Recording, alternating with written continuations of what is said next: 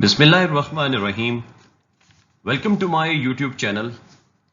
आज जो टॉपिक हम लर्न करेंगे that is Hersey and Blanchard situational leadership theory. और इस थ्योरी को बहुत ज़्यादा अहमियत दी जाती है जब हम मैनेजमेंट या लीडरशिप के कॉन्सेप्ट्स को लर्न करते हैं। अगर आप हमारे इस चैनल पर नए हैं तो मैं आपसे गुजारिश करूंगा, please do subscribe our channel and don't forget to press the bell icon so that आप हमारी हर आने वाली नई एकेडमिक वीडियो को देख सकें। आइए हम लर्न करते हैं Hershey and Blanchard situational leadership theory. In 1969, Paul Hersey and Kenneth Blanchard developed situational leadership theory or the situational leadership model. Initially, when the model was developed, it was called as life cycle theory of leadership. In mid-1970s, it was renamed as situational leadership theory or situational leadership model. ये theory 1969 में Paul Hershey और Kenneth ब्लैंकर्ड ने develop की। Initially जब ये model develop हुआ तो इसका नाम life cycle theory of leadership रखा गया। फिर 1970s में हर्सी एंड ब्लैंकर्ड ने इसको रीनेम कर दिया एज सिचुएशनल लीडरशिप थ्योरी या सिचुएशनल लीडरशिप मॉडल के नाम से। According to this theory, no single leadership style is best in all situations because effectiveness of leader is based on situation. अब इस बात का क्या मतलब है? इस थ्योरी के मुताबिक एक लीडर कौन सा लीडरशिप स्टाइल अडॉप्ट करेगा यह डिपेंड करता है कि वो कौन सी सिचुएशन में है। अब चूंकि इस मॉडल का नाम भी सिचुएशनल है तो इसका मतलब है कि मैं एज अ लीडर कौन सा लीडरशिप स्टाइल अडॉप्ट करूं। क्या मुझे अथॉरिटेरियन लीडर बनना है, डेमोक्रेटिक लीडर होना है, या फिर मुझे लेसर लीडर बनना है? तो मेरा लीडरशिप स्टाइल डिपेंड करेगा किस चीज के ऊपर? सिचुएशन के ऊपर। मिसाल के तौर पर मैं एक एम्प्लॉय के साथ सपोज ऑटोक्रेटिक हूं क्योंकि वो एम्प्लॉय बहुत लेजी है, काम ठीक से नहीं करता। तो ये क्या है? ये एक सिचुएशन है कि एम्प्लॉय काम ठीक से नहीं कर रहा, वो लेजी है। अब इस सिचुएशन के मुताबिक मैंने अपना कौन सा स्टाइल अडॉप्ट किया? अथॉरिटेरियन का। अब दूसरी तरफ देखते हैं कि एक ऐसा एम्प्लॉई है जो बहुत ज्यादा मेहनती है, सब काम ठीक कर रहा है, तो हो सकता है कि मेरा स्टाइल ऑफ लीडरशिप उसके साथ डेमोक्रेटिक हो या फिर लेसर फेयर हो। तो अब इस थ्योरी से हमें क्या समझ आया कि लीडरशिप या लीडर जो है वो अपना लीडरशिप स्टाइल बेस करेगा सिचुएशन के ऊपर। जैसी सिचुएशन होगी वैसा ही लीडरशिप स्टाइल होगा। अगर हम माजी की थ्योरीज को देखें, ट्रेड थ्योरी को देखें या बिहेवियरल थ्योरी को देखें, तो वो बात कर रही थी कि एक लीडर जो है वो अपना लीडरशिप स्टाइल अपने ट्रेड्स और बिहेवियर की बुनियाद के ऊपर करता है, जबकि हर्सी और ब्लैंकेट ने कहा ऐसा नहीं है, बल्कि लीडर जो है वो अपना लीडरशिप स्टाइल अडॉप्ट करेगा अपनी सिचुएशन के मुताबिक, कि जैसी सिचुएशन होगी वैसा ही लीडर का बिहेवियर होगा। मजीद देखते हैं। हर्सी एंड ब्लैंकेट ने अपनी इस थ्योरी में 4 लीडरशिप स्टाइल्स को डिफाइन किया। मींस के एक लीडर अपनी किसी पोजीशन पर रहते हुए 4 तरह की लीडरशिप स्टाइल्स को अडॉप्ट कर सकता है। अब जो सबसे पहला लीडरशिप स्टाइल उन्होंने प्रपोज किया that is telling style of leadership, जिसको उन्होंने S1 यानी कि सिचुएशन 1 का नाम दिया।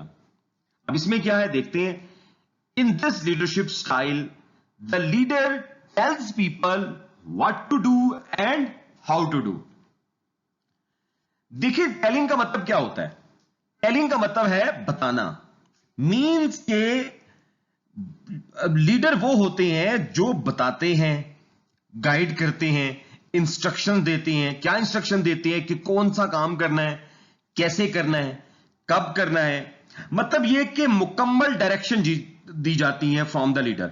इंस्ट्रक्शंस पास करता है वो, और ना सिर्फ डायरेक्शन देता है, इंस्ट्रक्शन पास करता है, बल्कि वो कंप्लीट मॉनिटरिंग भी करता है अपने मेंबर की, अपने एम्प्लॉइज की परफॉर्मेंस की। और दूसरी बात जो बहुत ज्यादा यहां पे टेलिंग स्टाइल ऑफ लीडरशिप में जो इंपॉर्टेंट है कि लीडर और मेंबर का जो कम्युनिकेशन चैनल है वो टॉप टू बॉटम है। मतलब कहने का यह है कि जो भी कम्युनिकेशन होगी, जो भी गाइडेंस होगी, वो सिर्फ लीडर की तरफ से आएगी, ना कि मेंबर की तरफ से। अब दूसरा जो स्टाइल हर्सी एंड ब्लैंकेट ने दिया, दैट इज सेलिंग स्टाइल, और इसको उन्होंने S2 यानी कि सिचुएशन 2 का नाम दिया। इसको भी देख लेते हैं। Leader sells ideas and message to get group members to buy or convince into the process. अब इस स्टाइल में हर्सी एंड ब्लैंकेट ने क्या कहता है? अब आप देखें कि टेलिंग स्टाइल में तो लीडर ने क्या किया, उसने सीधी सीधी कंप्लीट इंस्ट्रक्शंस पास की, क्या करना है, कैसे करना है, कब करना है। लेकिन सेलिंग स्टाइल ऑफ लीडरशिप में लीडर एक स्टेप और आगे जाता है। क्या भला? यानी कि लीडर अपने मेंबर्स को, एम्प्लॉइज को सारी डायरेक्शन देने के बाद यह भी एक्सप्लेन करता है कि इस काम को करने का हमारा पर्पस क्या है। ये इस वजह से अमूमन किया जाता है कि लोग उस काम को करने के लिए अपनी विलिंगनेस शो करें। वो उस काम को एक्सप्लेन करता है, बताता है कि हमने ये काम करना है तो क्यों करना है, इस काम को करने के पीछे क्या रीजंस हैं।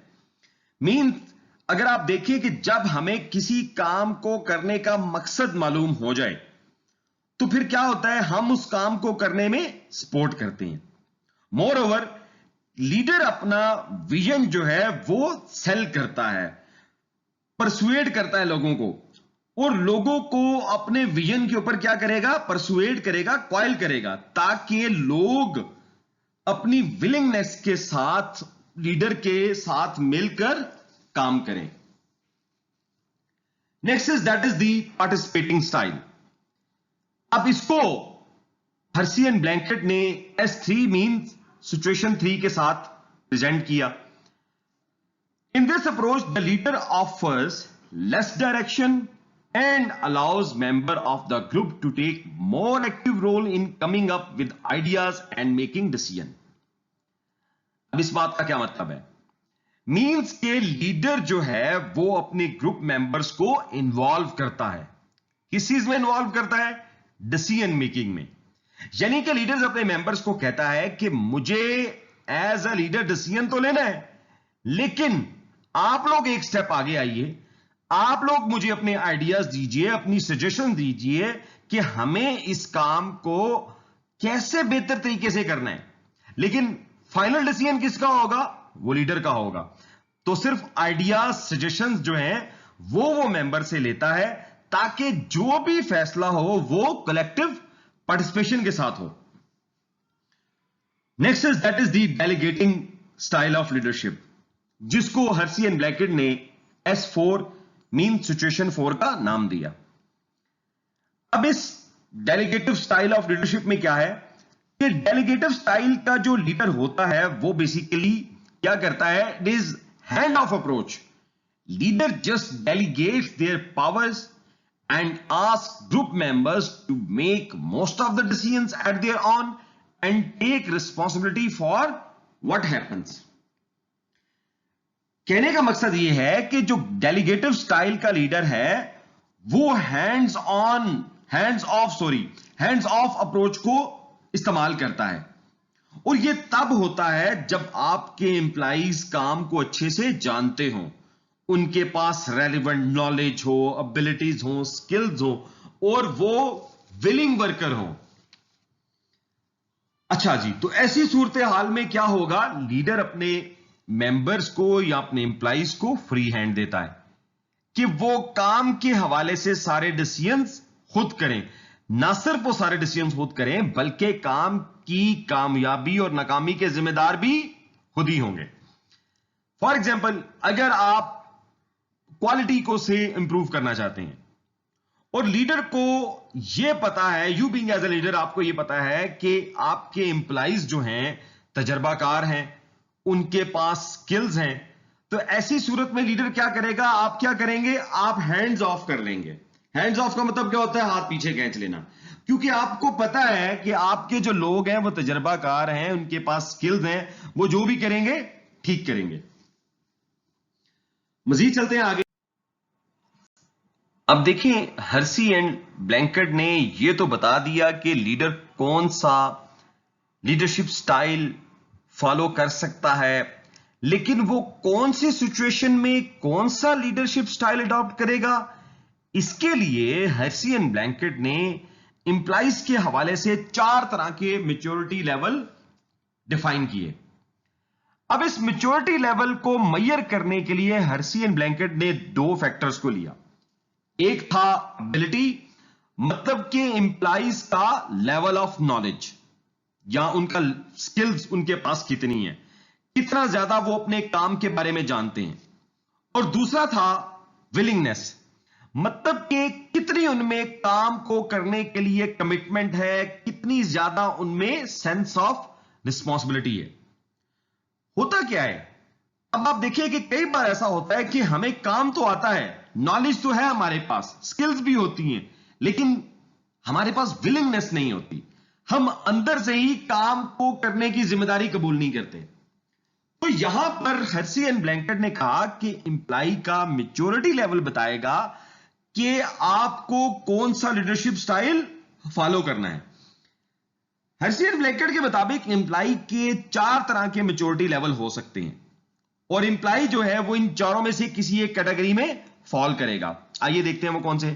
पहला है M1, means inability and unwillingness, means ना तो इंप्लाई को अपने काम के बारे में पता है, ना उसके पास कोई नॉलेज है और ना ही वो विलिंग वर्कर है। दूसरा है इनएबिलिटी प्लस विलिंगनेस, मींस कि उसके पास काम के हवाले से कोई नॉलेज नहीं है, लेकिन वो विलिंग वर्कर जरूर है, वो काम करना चाहता है, लेकिन काम के हवाले से उसके पास कोई इंफॉर्मेशन, कोई नॉलेज नहीं है। तीसरी है एबिलिटी प्लस अनविलिंगनेस, मींस कि उसको काम के बारे में पूरा इल्म है, नॉलेज उसके पास सारा है, लेकिन क्या है, वो कमिटमेंट नहीं देना चाहता, वो रिस्पॉन्सिबिलिटी कबूल नहीं करना चाहता। And the fourth is ability and willingness, means कि उसके पास काम के हवाले से नॉलेज भी है और उसके पास जो है वो विलिंगनेस भी है। देखिए, अब इस अप्रोच के मुताबिक हमें सबसे पहले यह देखना है कि हमारे इंप्लाई का मैच्योरिटी लेवल क्या है, क्या वो M1, M2, M3 या M4 लेवल का इंप्लाई है।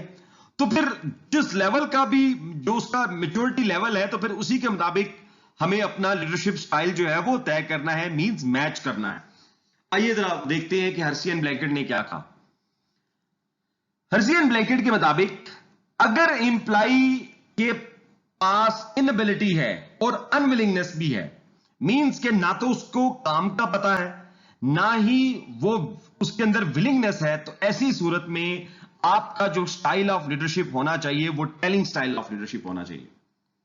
फॉर एग्जाम्पल, जिस तरह अगर आप देख लें, एग्जाम्पल ले लें स्टूडेंट्स की, छोटे बच्चों की, अब उनको ना तो उनके पास कोई इल्म होता है, ना ही वो अपनी विलिंगनेस शो कर रहे होते हैं। तो फिर ऐसी सूरत हाल में टीचर्स क्या करते हैं, वो सिर्फ उनको डायरेक्शन देते हैं, इंस्ट्रक्शन देते हैं और चाहते हैं कि बस वो उस चीज को कंप्लायंस करे विदाउट एनी और आर्गुमेंट। वो स्टूडेंट से कोई इनपुट नहीं ले रहे होते, they just pass the instruction that should be followed. Next is that is अगर इनएबिलिटी है एंड विलिंगनेस है, मींस के इल्म तो नहीं है, अभी काम का पता नहीं है कि काम है क्या, हां करना जरूर चाहते हैं। तो ऐसी सूरत में कौन सा leadership style Hershey and blanket ने प्रपोज किया, दैट इज सेलिंग या डायरेक्शनल स्टाइल ऑफ लीडरशिप।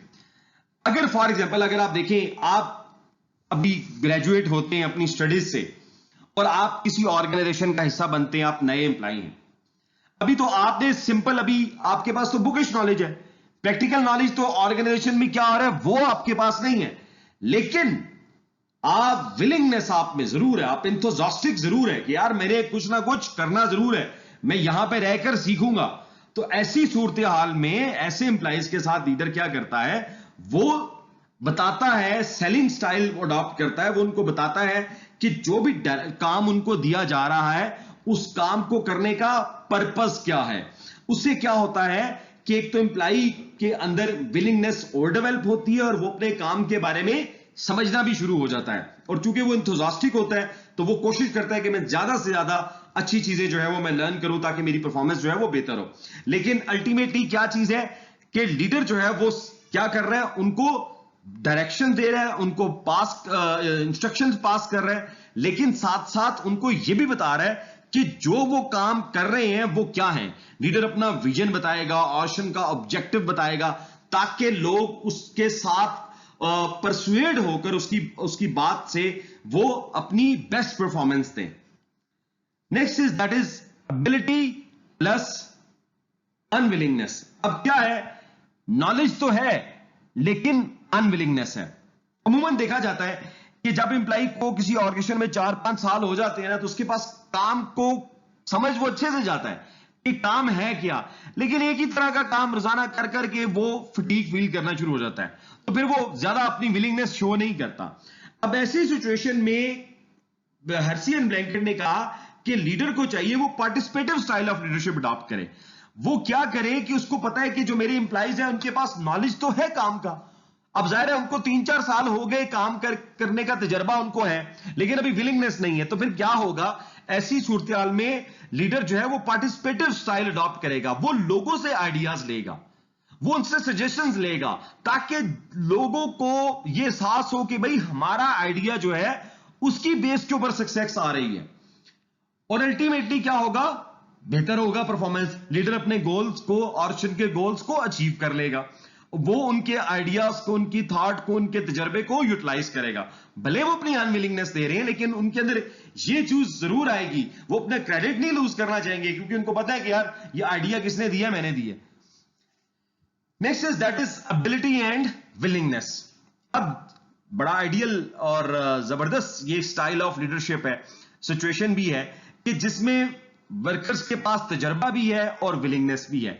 यहां पे क्या होता है कि लीडर को चाहिए कि वो डेलीगेटिव या laces fair style of leadership adopt करे। जब लीडर को यह पता है कि मेरे तमाम एम्प्लॉइज के पास नॉलेज भी है, स्किल्स भी है, एक्सपर्टीज भी है, वो काम को अच्छे से जानते भी हैं, उनके पास तजर्बा भी है, अब ऐसी सूरत में लीडर को चाहिए कि वो उनको ज्यादा डायरेक्शन ना दे, क्योंकि जब वो डायरेक्शन देगा तो वो लोग एम्प्लॉइज ये फील करेंगे यार ये तो हम पहले से ही सब कुछ जानते हैं, हमें पता है कि काम कैसे करना है, हम समझते हैं कि ऑर्गेनाइजेशन का गोल क्या है, और हम विलिंग भी हैं, we are honest, we are loyal कि हमने अपने काम को बेहतर तरीके से करना है। तो ऐसी सिचुएशन में लीडर को चाहिए वो डेलीगेटिव स्टाइल ऑफ लीडरशिप को अडॉप्ट करे, ताकि एम्प्लॉइज जो है वो अपने काम को बेहतर तरीके से करें, और उनको पता है कि वो काम कैसे करना है, और अल्टीमेटली वो उस काम के रिजल्ट की जिम्मेदारी भी कबूल करेंगे। मैं उम्मीद करता हूं कि आज का टॉपिक आपको अच्छे से समझ आया होगा। I request you please do subscribe our channel. अपना बहुत ज्यादा ख्याल रखिएगा। Thanks for watching. Stay blessed.